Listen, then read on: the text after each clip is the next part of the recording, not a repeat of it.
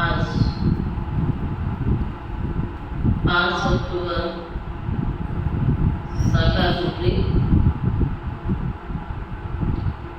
मीठे बच्चे, बाबा आए हुए हैं तुम बच्चों से 2 धाम का संन्यास कराने।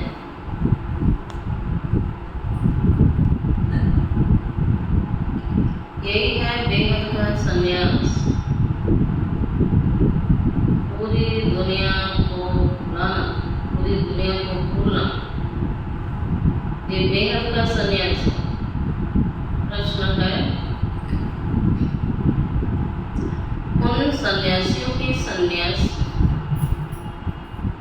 और तुम्हारे संन्यास में मुख्य अंतर क्या है?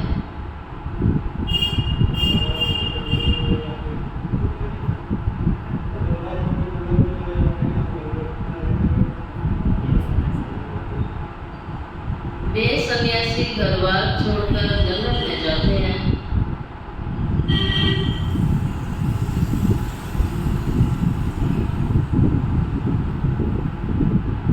वे सन्यासी घर बार छोड़कर जंगल में जाते, लेकिन तुम घर बार छोड़कर जंगल में नहीं जाते हो। घर में रहते हुए सारी दुनिया को कांटों का जंगल समझते हो। तुम बुद्धि से सारी दुनिया का संन्यास करते हो। ओम शांति। रूहानी बाप है, रूहानी बच्चों को रोज रोज समझाते हैं, क्योंकि अलग तरफ से क्या थे हम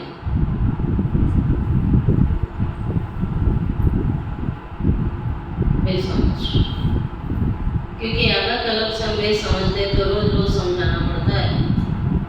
पहले पहले तो मनुष्यों को शांति चाहिए। आत्माएं सब असुर रहने वाली भी शांति धाम की हैं। बाप तो सदैव शांति का सागर है। अभी तुम शांति का वर्षा प्राप्त कर रहे हो। कहते हैं ना, शांति देवा। अर्थात हमको इस सृष्टि से अपने घर शांति धाम में ले जाओ, अथवा शांति का वर्षा दो। देवताओं के आगे अथवा शिव बाबा के आगे यही जाकर कहते हैं शांति दो। देवताओं के आगे ये बोलते हैं शिव बाबा शांति का सागर है, तो सारा विश्व शांति बाप से मांगते हैं। लेकिन वो शांति कैसे मिलेगी, कौन सी विधि अपनानी पड़ेगी, ये नहीं समझते। अपने को आत्मा नहीं समझते, अपने स्वधर्म की स्मृति नहीं रहती है, और ना बाप को पहचानते हैं, बस मानते हैं। अभी तुम शिव बाबा से शांति का वर्षा ले रहे हो, बाप को याद करते करते। तुमको शांति धाम में जाना है, तो शांति धाम में जरूर जाना है। नहीं याद करोगे तो भी जाएंगे जरूर। याद इसलिए करते हैं कि पापों का बोझा जो सिर पर है वो उतर जाए। याद नहीं करोगे तो भी जाओगे, और याद करोगे तो भी जाओगे। हाँ, जाना दोनों में है, लेकिन दोनों में प्यार से जाना और मार से जाना फर्क है ना। एक आत्मा है जो भगवान कहता है मैं अपनी पलकों पे बिठा के ले जाऊंगा, साथ ले जाऊंगा, साथी बना के, और दूसरी आत्माएं बराती बन के डंडे खा के आएंगी। फर्क हुआ ना जाने में। तो सब जाएंगे, जाना तो है, लेकिन इसलिए याद करने से पापों का बोझा जो तुम्हारे सिर पर है वो खत्म हो जाए। शांति और सुख मिलता है ना, किससे मिलता है? शांति और सुख किससे मिलता है? बाबा से मिलता है।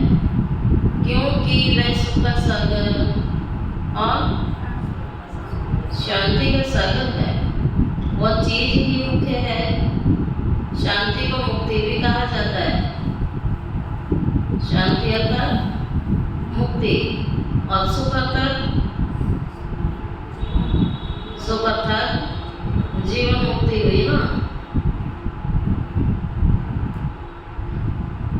तो शांति को मुक्ति कहा जाता है कि जीवन मुक्ति और जीवन बंध भी है ना। अभी तुम जीवन बंधन से जीवन मुक्त हो रहे हो। मुक्ति मिलती है शांति धाम में, जीवन मुक्ति मिलती है सुख धाम में, और जीवन बंध मिलता है दुख धाम में। सतयुग में कोई बंधन नहीं होता है। गाया जाता है सहज जीवन मुक्ति व सहज गति और सदगति। अब दोनों का अर्थ तो तुम बच्चों ने समझा है। गति कहा जाता है शांति धाम को, सदगति कहा जाता है सुख धाम को। सुख धाम, शांति धाम, फिर ये है सारी दुनिया दुख धाम। तुम यहाँ बैठे हो, बाप कहते बच्चे शांति धाम को याद करो। भले बैठे यहाँ हो लेकिन मन से काम भी खाना है, अपने मन को शांति धाम भी खाना है।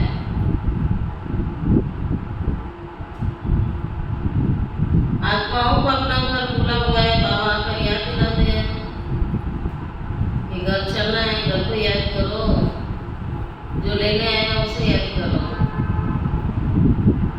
बाबा आकर याद दिलाते हैं, समझाते हैं, रूहानी बच्चे तुम घर जा नहीं सकते जब तक मुझे याद नहीं करोगे, क्योंकि याद से तुम्हारे पाप भस्म हो जाएंगे। आत्मा पवित्र बन अपने घर चली जाएगी। तुम बच्चे समझते सारी दुनिया पवित्र दुनिया है। एक भी पवित्र मनुष्य इस दुनिया में है। सारी अपवित्र दुनिया, एक भी पवित्र नहीं। तब भगवान आकर पवित्र दुनिया की स्थापना करता है। इसलिए समय लगता है ना, एक भी पवित्र नहीं है, सबको पवित्र बनाना है। एक भी पवित्र मनुष्य नहीं होता है। पवित्र दुनिया का नाम है सतयुग और अपवित्र दुनिया का नाम है कलयुग। राम राज्य, रावण राज्य, तो रावण राज्य से अपवित्र दुनिया की स्थापना होती है। यह बना बनाया ड्रामा है, खेल है। वेद का बाप समझाते हैं, उनको सत्य भी कहा जाता है। सत्य बातें तुम संगम पर ही सुनते हो। सत्य बाप आकर के संगम पर बच्चों को ये सत्य कथा सुना रहे हैं ना, जिससे सत्य नारायण बन जाएंगे। तो सत्य बाप के द्वारा सत्य बातें हमें सत्य नारायण बना देती हैं। बाबा सत्य सुना रहा है।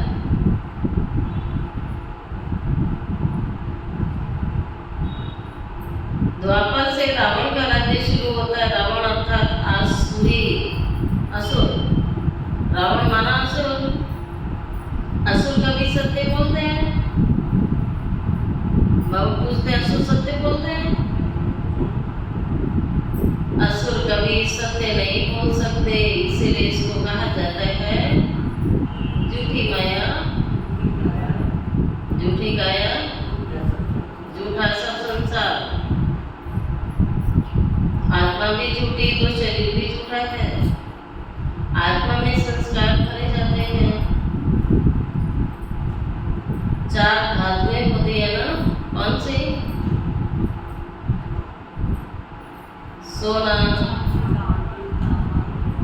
चांदी, तांबा, लोहा, सब खाद निकल जाती है।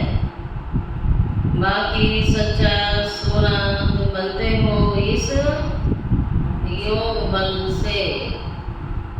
तुम जब सतयुग में हो तो सच्चा सोना ही हो। बाबा ने कहा कोई मिलावट नहीं है, कोई खाद नहीं है, आत्मा प्योर है। फिर चांदी बनते तो चांदी माना चंद्रवंशी, सोना माना सूर्यवंशी। सब सासे आरंभ है। श्री बाबा सतयुग बनाता है, सा। फिर बाबा कहता है चंद्रवंशी माना चांदी समान, तांबे की लोहे की खाद पड़ जाती है द्वापर और कलयुग में। फिर योग में तुम्हारे में जो चांदी तांबा लोहा की खाद पड़ी हुई है वो निकलती है। ये सब मिलावट सोने में हो गई। और फिर बात कहते हैं मैं खाद निकालने आया, तुम्हारी आत्मा ऐसी बन गई, लोहे समान बन गई, फिर सोने समान बनाता हूँ। पहले तो तुम सब आत्माएं शांतिधाम में थे, घर से ही आए लेकिन घर को भूल गए। पहले पहले वहां से आते हो सतयुग में, उसको कहा जाता है गोल्डन एज। तुम सच्चे सोना हो, योग बल से तुम्हारी खाद निकल जाती है, बाकी सच्चा सोना बचता है। शांति नाम को गोल्डन एज नहीं कहेंगे। Golden age, silver age, copper age यहाँ होता है। शांति नाम में सिर्फ शांति होती है। आत्मा जब शरीर लेती है तो गोल्डन एज कहा जाता है।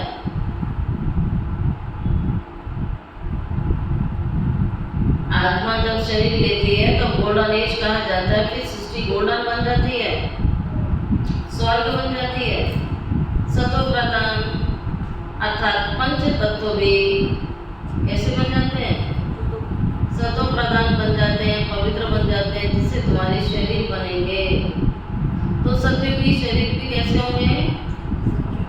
पूज्य होंगे, पवित्र होंगे, सतो प्रधान होंगे।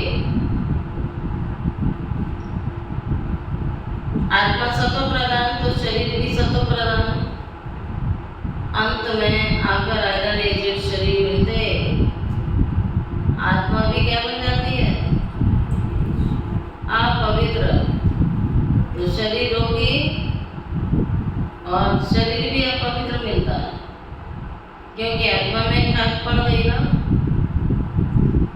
गोल्डन एज, सिल्वर एज सृष्टि को ही कहा जाएगा। भावने का शांति नाम को नहीं कहेंगे। बच्चों को क्या करना है अभी? क्या करना है बच्चों? क्या करना है? पहले पहले शांति नाम जाना है। तैयारी करो घर चलने की। बाप कहते हैं मैं लेने आया हूँ, मैं खड़ा हूँ तुम्हें लेने के लिए। अब देर ना करो, इसलिए बाप को याद करना है। तभी सतो प्रधान, तमो प्रधान से सतो प्रधान बन जाओगे। इसमें टाइम उतना ही लगता है जितना टाइम बाप यहाँ रहते हैं। वो गोल्डन एज से पार्ट लेते ही नहीं है। बाबा कहता मैं सतयुग में कोई पार्टधारी नहीं बनता। बाबा से पार्ट बजाने आते हैं कब? कल्याणकारी पुरुषोत्तम संगम युग पर। तो आत्मा को जब शरीर मिलता है तब कहा जाता है गोल्डन एज जीव आत्मा है। ऐसे नहीं कहेंगे गोल्डन एजेड आत्मा, नहीं। गोल्डन एजेड जीव आत्मा, सिल्वर एजेड जीव आत्मा होती है।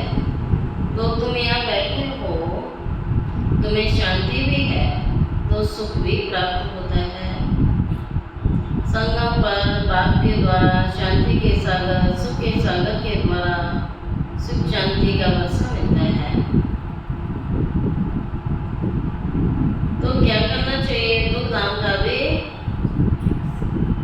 क्या करना है? दुखधाम का अब तो रहना नहीं निकल आएगा दुखधाम से। बाबा कहते हैं उसका संन्यास कर लो, त्याग कर लो। संन्यास माना छोड़ दो। इसको कहा जाता है बेहद का संन्यास। उन सन्यासियों का हल्का संन्यास होता है घर-बार छोड़ जंगल में जाते। उनको ये पता नहीं है सारी सृष्टि इस समय क्या बन गई।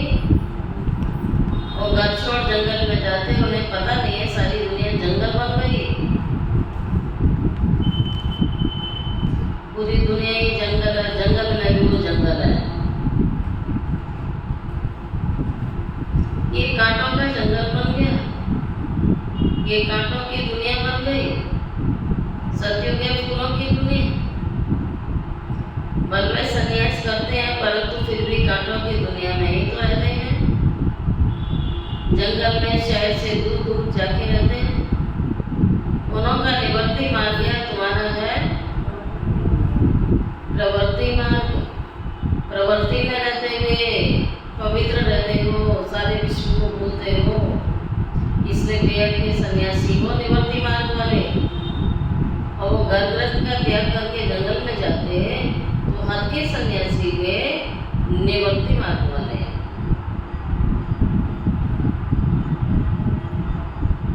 निवृत्ति मार्ग हो गया तुम्हारा प्रवृत्ति मार्ग, क्योंकि तुम पवित्र जोड़ी थे, अभी तुम अपवित्र बन गए।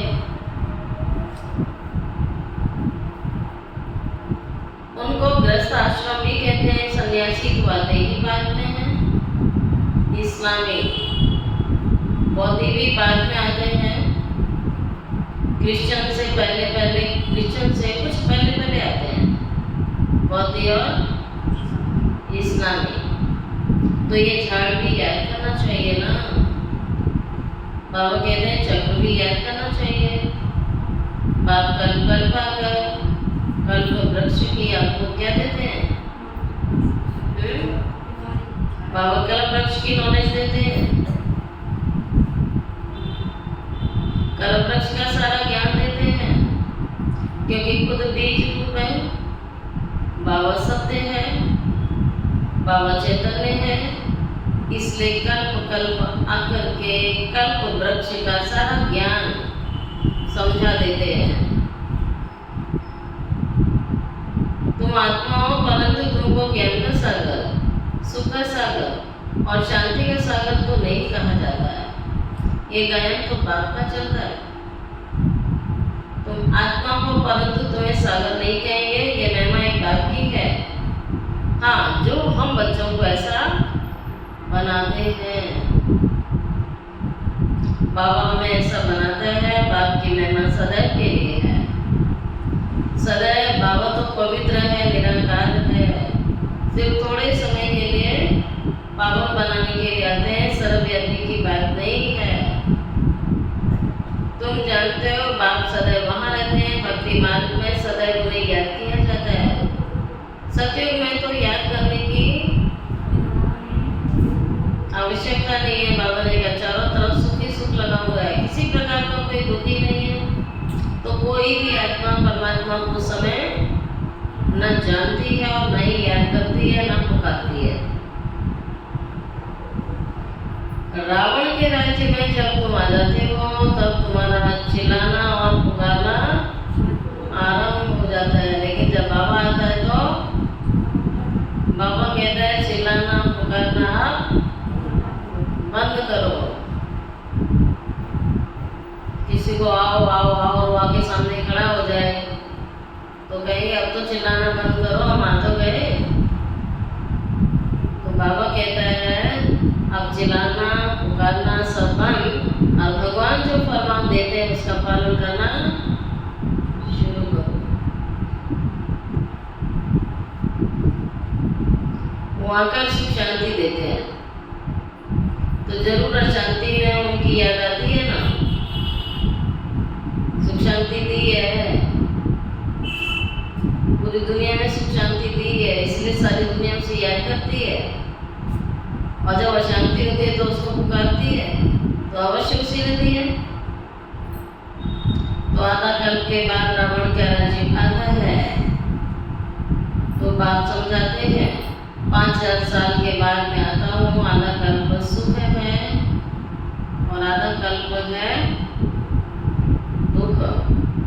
और आधा कल्प के बाद ही रावण आ जाता है। इसमें पहला नंबर मूल तो किस रूप में आता है? रावण का स्वरूप कैसा होता है द्वापर में? देहाभिमान। यहीं से उल्टी गिनती चालू हो गई। देहाभिमान सबसे बड़ा विकार, देहाभिमान, जिससे सारे विकार आ जाते हैं। बाबा इसको विकारों की जड़ कहता है। उसके बाद और विकार आते हैं। बाप समझाते हैं अपने को आत्मा समझो, देहाभिमानी बनो। आत्मा की भी पहचान चाहिए। मनुष्य तो सिर्फ कहते हैं आत्मा प्रकृति के बीच में चमकती है, चमकती है, सदैव चमकती है। याद से चमकाते रहना है, रोशनी बढ़ाते रहना है। अभी तुम समझते हो अकाल मूर्त है, उस अकाल मूर्त आत्मा का एक तत्व शरीर है। आत्मा बैठती भी प्रकृति में है। अकाल मूर्त का ये तत्व सब चैतन्य अकाल तत्व है। वे अकाल तत्व नहीं जो अमृतसर में लकड़ी का बना हुआ है। बाबा इस प्रकृति रूपी अकाल तत्व की बात कर रहे हैं जो सभी को मिला हुआ है। बाबा ने समझाया हुआ है जो भी मनुष्य मात्र है सबका अपना अपना क्या मिला हुआ है, अकाल तत्व मिला हुआ है। सब आदमी आप इतनी सीट पर सेट है ना, तो जिस सीट पर बैठते हैं उसका नाम है अकाल तत्व। क्योंकि अकाल मूर्त आत्मा है, अकाल मूर्त बाप है, कालों का काल महाकाल है। सब अपने अपने अकाल तत्व पर विराजमान है। आत्मा का विराजमान होती है यहाँ। सतयुग हो या कलयुग हो, आत्मा का तत्व तो यही है। यह मनुष्य शरीर है तो कितने अकाल तत्व हैं। जो भी मनुष्य मात्र है अकाल आत्माओं के तत्व हैं। आत्मा एक तत्व छोड़ दूसरा लेती है। जो भी मनुष्य मात्र है अकाल आत्माओं का तत्व है। आत्मा एक तत्व छोड़ करके क्या करती है, कितनी देर में ले लेती है, सही लगता है उसे। वो लकड़ी का तत्व जिसको सिख लोग अकाल तत्व कहते हैं, वो तो छोटा बड़ा नहीं होगा ना। यह किसको पता नहीं है कि सब मनुष्य मात्र का अकाल तत्व प्रकृति होती है। आत्मा काल है, कब विनाश नहीं होता है। आत्मा को तत्व भिन्न भिन्न मिलते हैं। सतयुग में तुम्हें बड़ा फर्स्ट क्लास तत्व मिलता है। शरीर सुंदर है, तत्व भी सुंदर है। उसको गोल्डन एज तत्व कहा जाता है। फिर उस आत्मा को सिल्वर, कॉपर, आयरन एजेड मिलता है। फिर गोल्डन एजेड तत्व चाहिए। पवित्र जरूर बनना पड़े, ये बहुत जरूरी है। इसके बिना गोल्डन तत्व प्राप्त नहीं होगा। पवित्र तो जरूर बनना पड़े। इसलिए बाप कहते हैं मम्मी कम याद करो तो तुम्हारी खाद निकल जाएगी। फिर तुमको ऐसा दैवी तत्व मिलेगा। ये बातें दुनिया के मनुष्य तो जानते नहीं हैं। कौन जानते हैं? फिर समझ गए बच्चे? दुनिया तो इन बातों को नहीं जानती। ब्राह्मण बच्चे तो जानते हैं ना।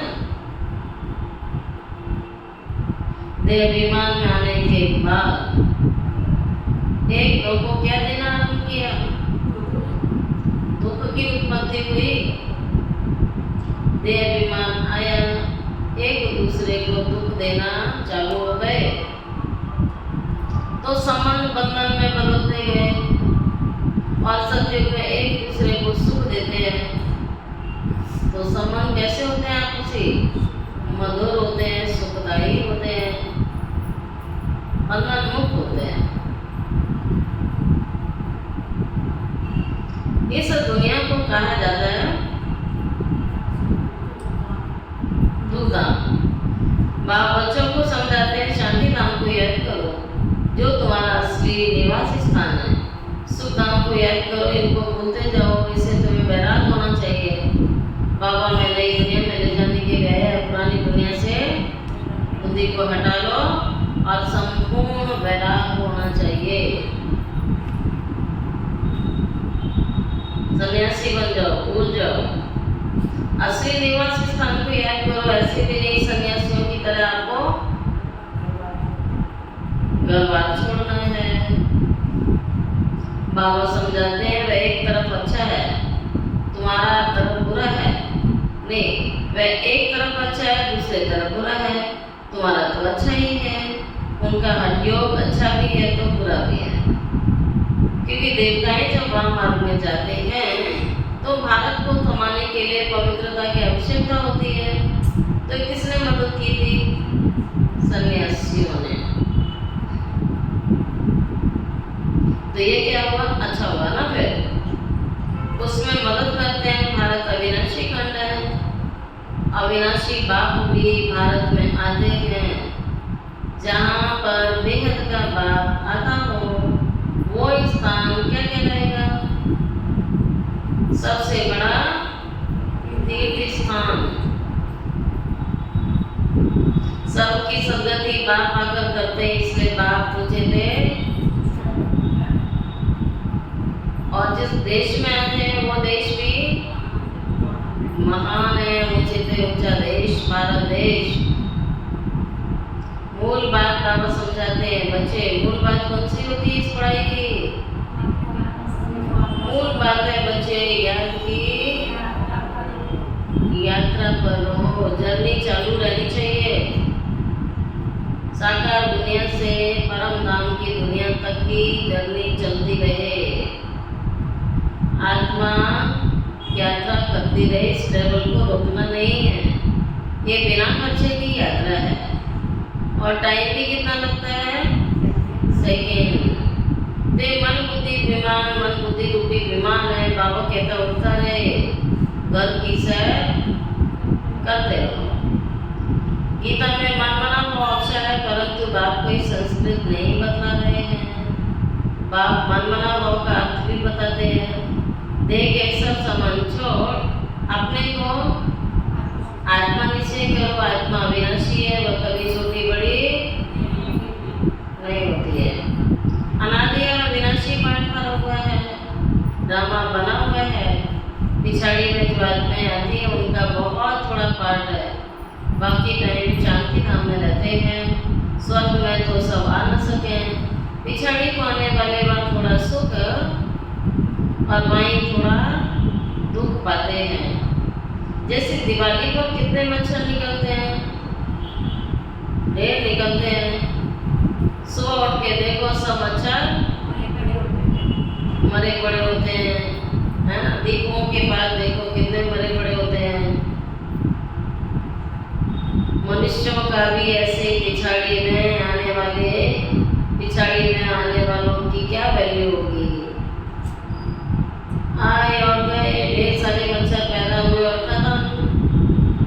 ऐसी आत्माएं बस लास्ट माई और गई, जानवर मिसल ठहरे। बाप समझाते हैं ये सृष्टि का चक्र कैसे फिरता है। मनुष्य सृष्टि रूपी झाड़ छोटे से बड़ा, बड़े से छोटा कैसे होता है? सतयुग में कितने थोड़े मनुष्य हैं, कलयुग में कितने ढेर सारे मनुष्य हैं। मुख्य बात बाबा ने इशारा दिया है, कौन सा?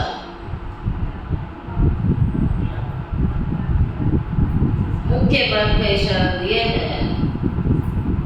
गृहस्थ व्यवहार में रहते हुए मुझे याद करना है। कितना घंटा? 8 घंटा। 8 घंटा। बाबा कहता 8 घंटे का चार्ट जरूर रखना है। रखते हैं? कब रखेंगे?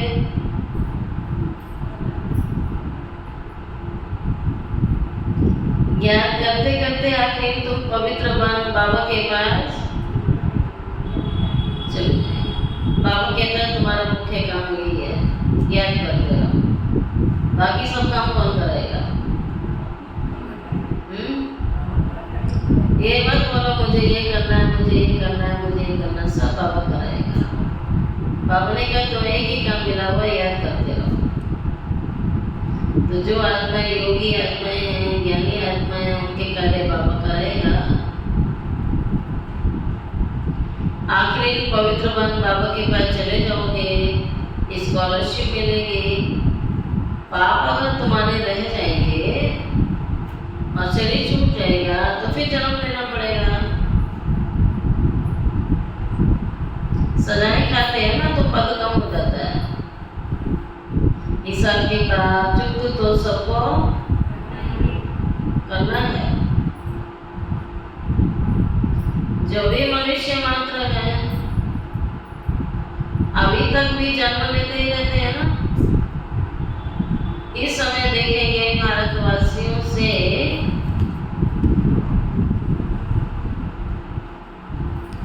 क्रिश्चियन की संख्या बहुत ज्यादा है।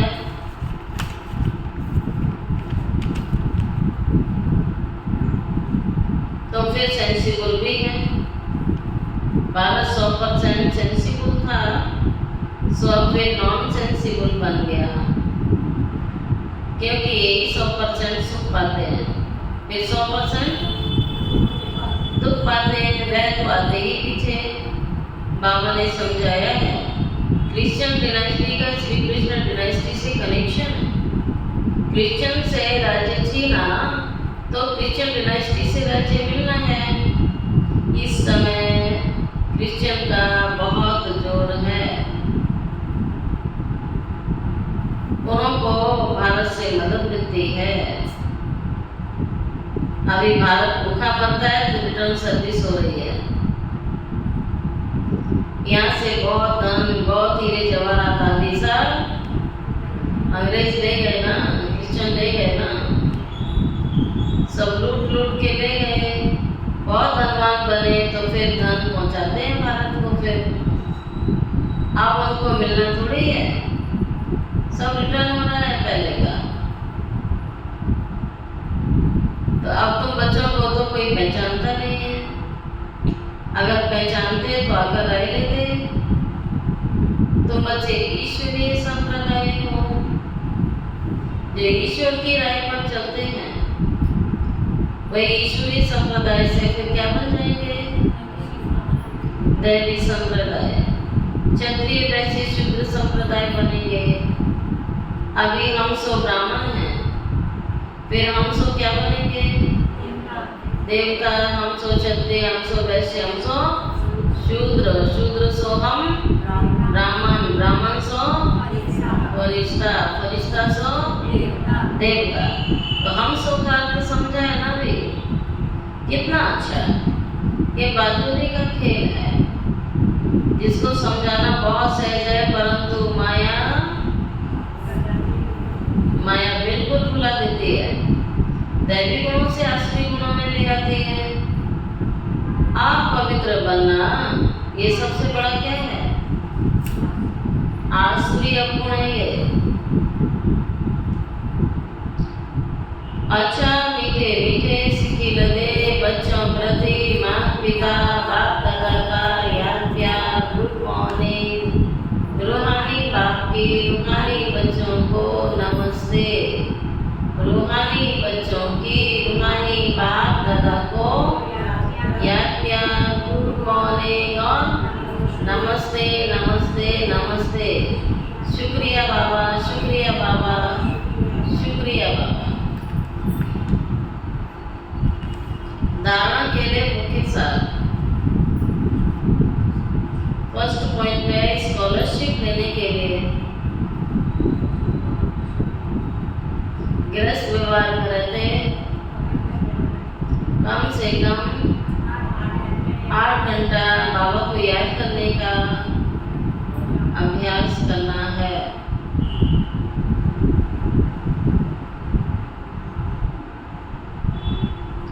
याद के अभ्यास से ही पाप कटेंगे।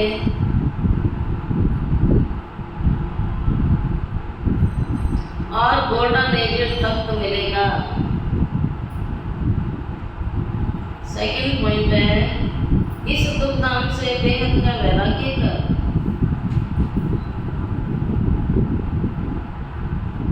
अपने असली निवासी स्थान शांति धाम और सुख धाम को याद करना है। देह विमान में आकर किसी को दुख नहीं देना है।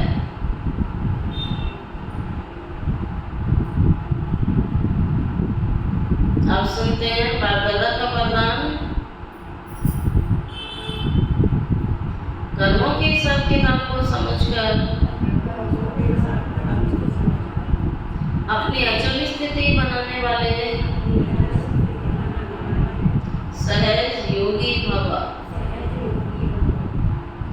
चलते चलते अगर कोई कर्मों का ही सर्टिफिकेट सामने आता है तो उसमें मन को हिलाओ नहीं, स्थिति को नीचे ऊपर नहीं करो। चलो आया तो परम कर्म से दूर से खत्म करो। अभी योद्धे नहीं बनो। सर्वशक्तिवान बाप साथ है तो माया हिला नहीं सकती। सिर्फ निश्चय के फाउंडेशन को प्रैक्टिकल में लाओ और समय पर उसे यूज करो तो सहज योगी बन जाएंगे। अब निरंतर योगी बनो। युद्ध करने वाले योद्धे नहीं। स्लोगन, डबल लाइफ रहना है